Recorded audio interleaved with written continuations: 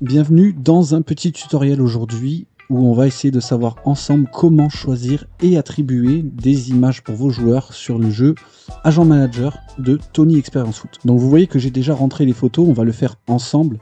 On est sur le petit menu joueurs qui correspond à vous joueurs qui sont dans l'agence et on va se concentrer sur le niveau de nos joueurs. J'ai un joueur à 177, un joueur à 147 de niveau, un à 132 et un à 23.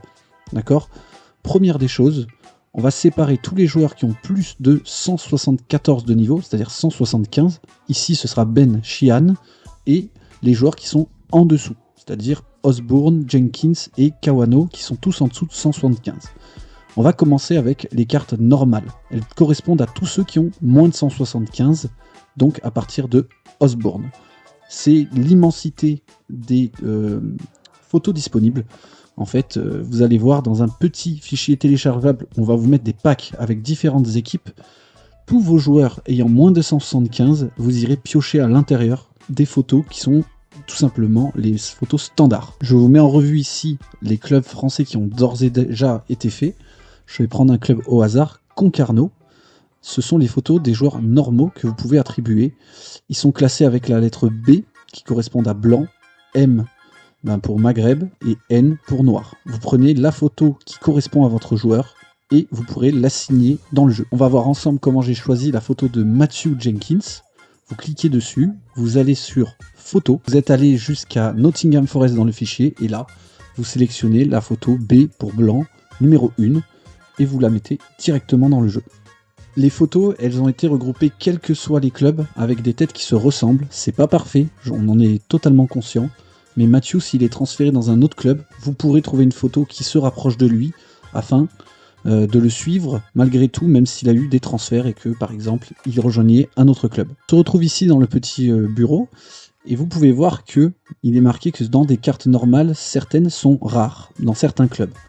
Pour les clubs forts de chaque pays, ou par exemple qui participent à la Ligue des Champions, certaines cartes normales, dites normales, auront un petit stade derrière. Tout simplement parce que c'est un club qui est reconnu pour son niveau sportif ou son ambiance. Et même si le joueur sera présenté de manière normale, la carte changera un petit peu, notamment le fond.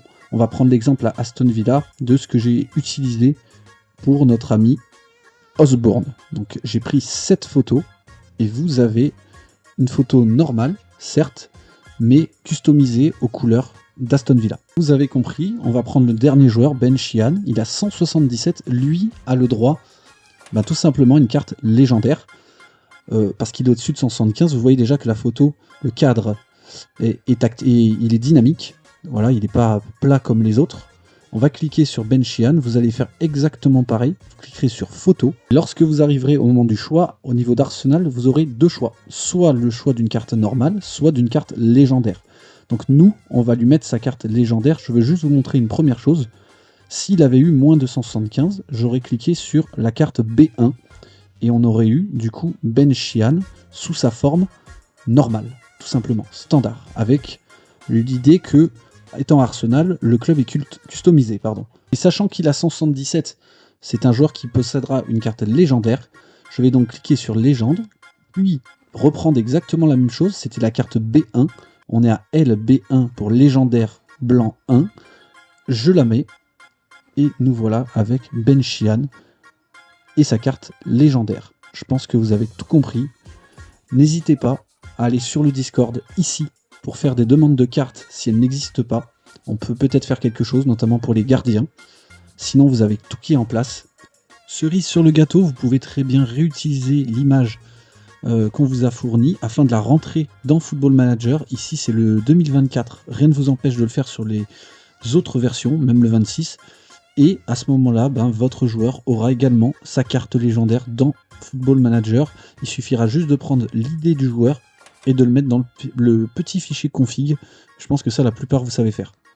De nombreux packs sont en train de clubs sont en train d'être faits, on fait au mieux. J'espère que tout était clair. Et surtout, bon jeu à tous.